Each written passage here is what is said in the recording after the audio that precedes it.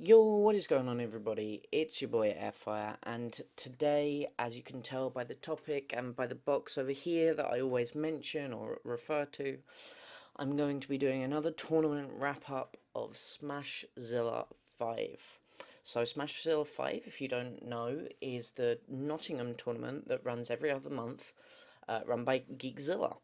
And I was very fortunate to be housed by the head TO of Geekzilla, Kiton. Big props to him, big shout outs to him for housing me and for letting me play with some of the better players who came over to his house the night before. It was a really great experience. So I drove up. I was driving past Cambridge, so I offered to pick GP up, and GP accepted and came to the tournament with me. And what was supposed to be a 3 hour drive from my house to Nottingham was a 5 hour drive, which wasn't the best start. But we didn't get lost. There was just loads of traffic, so whatever, I suppose. Then I got there, had some food. Well, no, we didn't have food until like 3 hours after of friendlies. Had another couple of hours of friendlies. Then slept after Swampert blasted memes until like 1:30 in the morning. Got up at 7 a.m. So starting the day on 5.5 hours sleep was not the way I wanted things to go. I'd done so well on my pre-tournament prep. Everything was going my way. I thought this could be it. This could be, could have my finally I could have my breakout performance. And then that sort of messed my plans up a little bit. Went and had breakfast at Spoons, which was lovely with the Geekzilla TOs, and just helped set up the event. Had some friendlies with Moke. For those of you who don't know Moke, he's the Greninja main from, well, one of the two Greninja mains from the north. Is a really great guy, really great player, always talks to me about the game and about his opinions and about the community, always talks to me about my videos, asks me when the next one's coming out. Really enjoy just being his friend, if I'm honest. I really like him. One of my favorite one of my many favorite community members. Just I'm not leaving anyone out. It's just I'm talking about Moke right now, and he is one of my favorite community members. Played like maybe half an hour, 45 minutes of friendlies with him. That was great. He then swapped with Rube because me and Mike were playing friendlies on one setup, and then on the other side of the room, Rube and Martin were playing friendlies. So we swapped, and I played friendlies with Rube, and he played friendlies with Martin. And so I got to learn a couple more matchups that Rube knows, or like the characters that he plays. I got to learn those matchups, and also we just got to talking a little bit more, which is always nice because I hadn't talked to Rube that much previously, so it was nice to finally get to know him a little bit better. And then they said they were starting dubs in 20 minutes. I was like, oh, okay, that's cool. I was going to be teaming with B Little, but unfortunately B Little couldn't end up making it to the event, so that didn't end up happening. So I just went upstairs to the friendlies room, which they had for people that were only entering singles while dubs was going on, which was a fantastic idea, genuinely amazing idea. I really, really commend the Geekzilla guys for setting that up. It was really great for that to happen.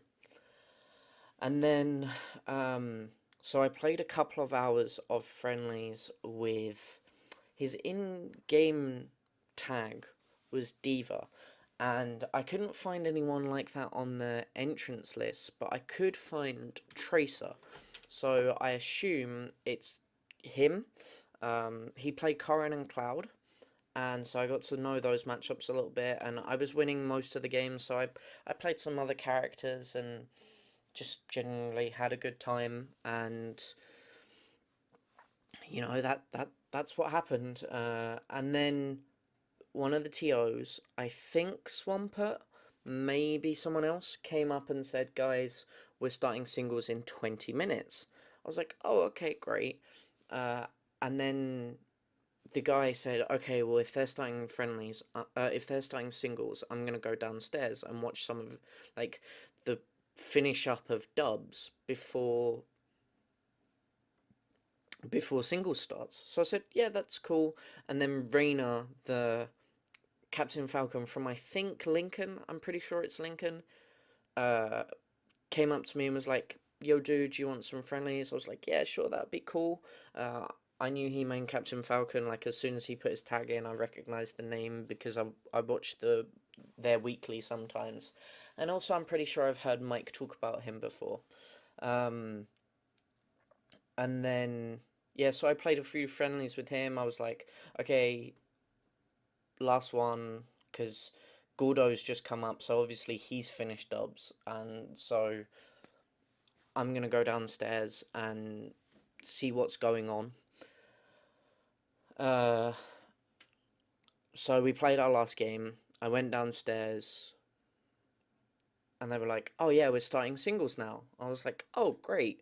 I'm really warmed up. I've just played like 4 hours of friendlies. I'm feeling confident. I'm feeling good, even though with my lack of sleep." 4 hours later, I started my pool. So all of that warming up I'd done, all of that confidence that I'd built, completely gone. And I'm the sort of person that does get affected by momentum. When I've got momentum running, I play a lot better. A lot better. And then, so I'd just gone and got food with Moke, who I mentioned previously, Magi, and Taz. So I'd just come back from eating food.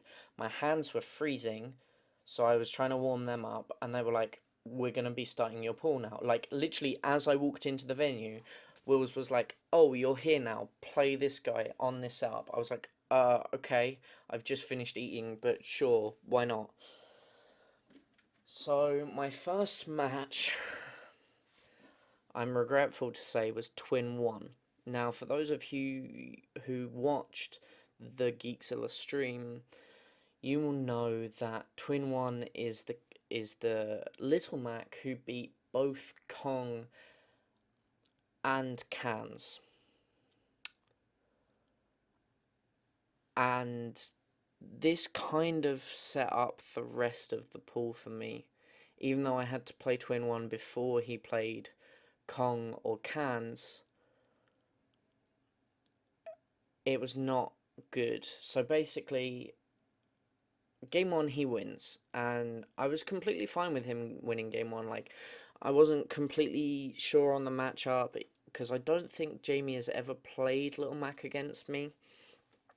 Uh, I was completely fine with him winning. He outplayed me. He played better than me.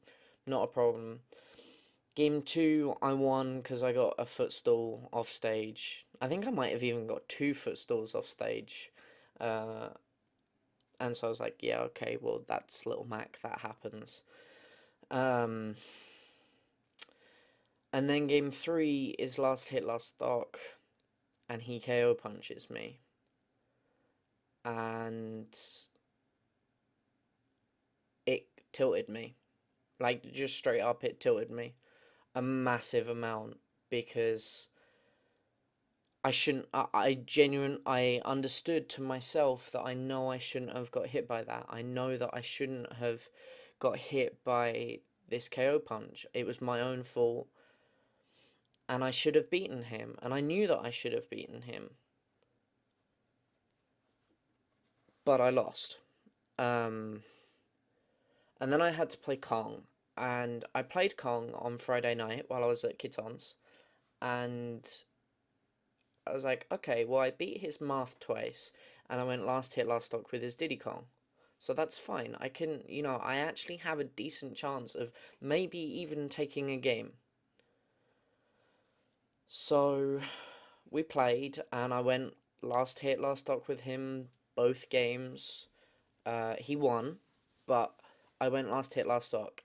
And thinking back on it, I really wish I'd thought about that more in the moment because I was still thinking about losing to TwinOne. And I know I shouldn't have. I know looking back at it, I shouldn't have been thinking about TwinOne. I should have been going into every set with a new, fresh mindset, but I just couldn't.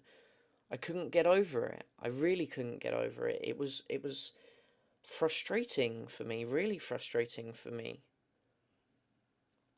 And then so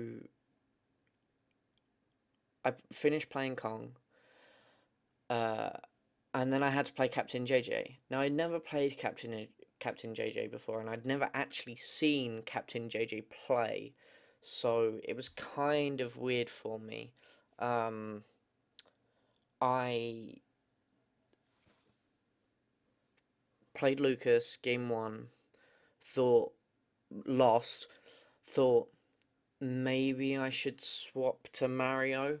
Didn't, because I thought, oh no, Lucas is fine. I'm fine with Lucas.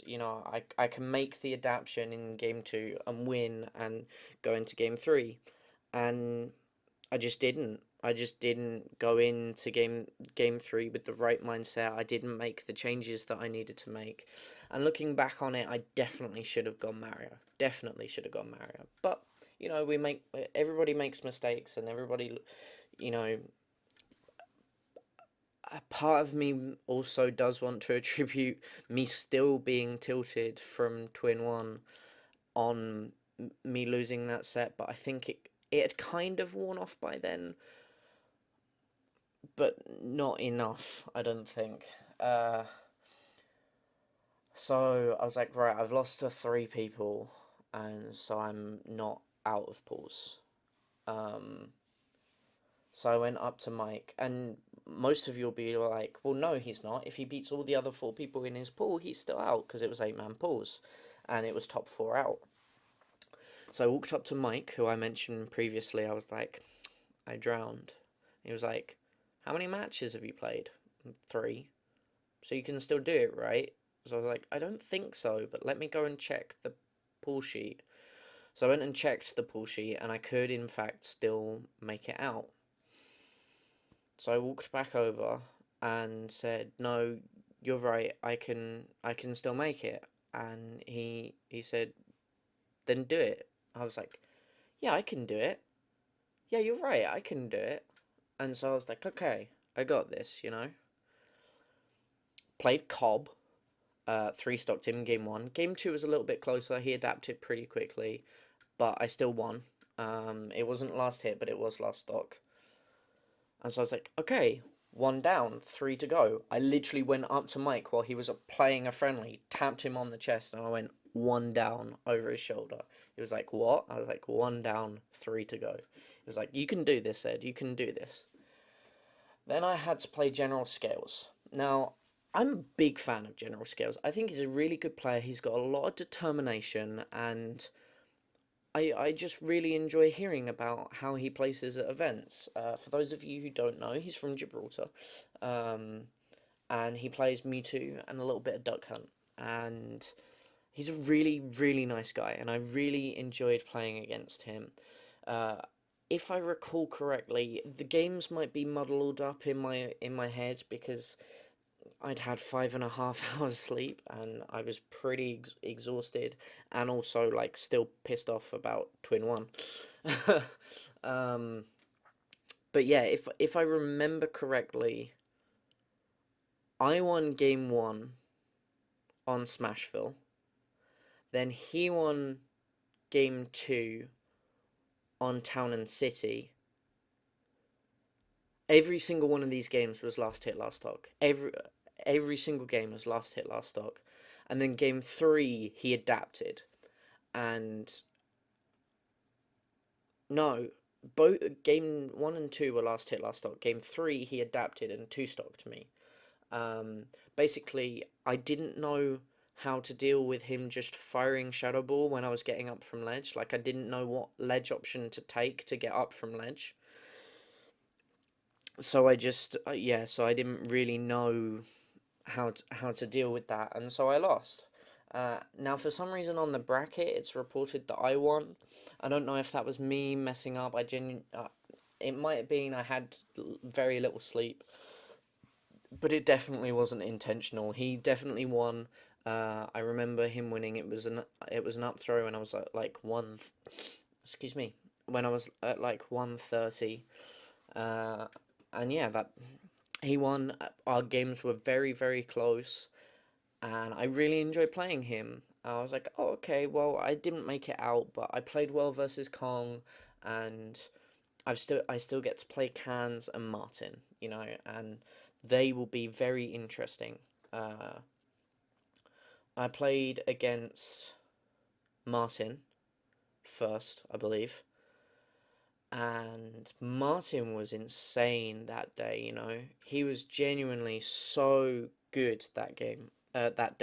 He played so well the entire day, even in dubs with Fat Ben. He played really, really well, and he just straight up, I think he two-stocked me both games, and it was great.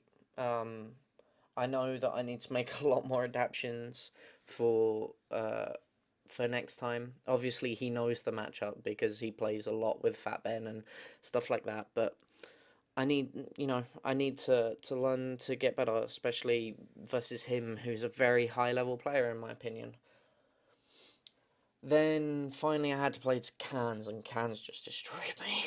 Cans absolutely destroyed me, and I was like, okay, well, that's fine. I expected to lose to both Cans and Martin, and Cans again was on fire that day. Cans was actually ridiculous. He was so good, and I think he ended up getting seventh, which was crazy, dude. This is actually crazy. So our pool was pretty stacked, if I'm honest. It was pretty stacked. But then again, the whole tournament was stacked, so it's not very surprising. Yeah, so that was the end of pools. Wills asked for a commentator. I said I commentate. I commentated like 2 or 3 sets, and then realized I was about to pass out, and I had to drive home that night. So I went up to Ben and said, look, I need to sleep. And he said, go and sleep on the couch downstairs in the playroom and just don't worry about it. And Gala was part of the conversation. He says, you do realise that? And I was like, take as many pictures as you want. I need to pass out. It was like, good, he knows what's going on.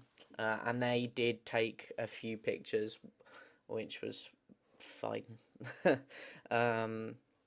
Yeah, and then so I went and passed out for like an hour and 45 minutes, and then watched some singles, and eventually ended up going home after losing the car with GP, and having to have Fob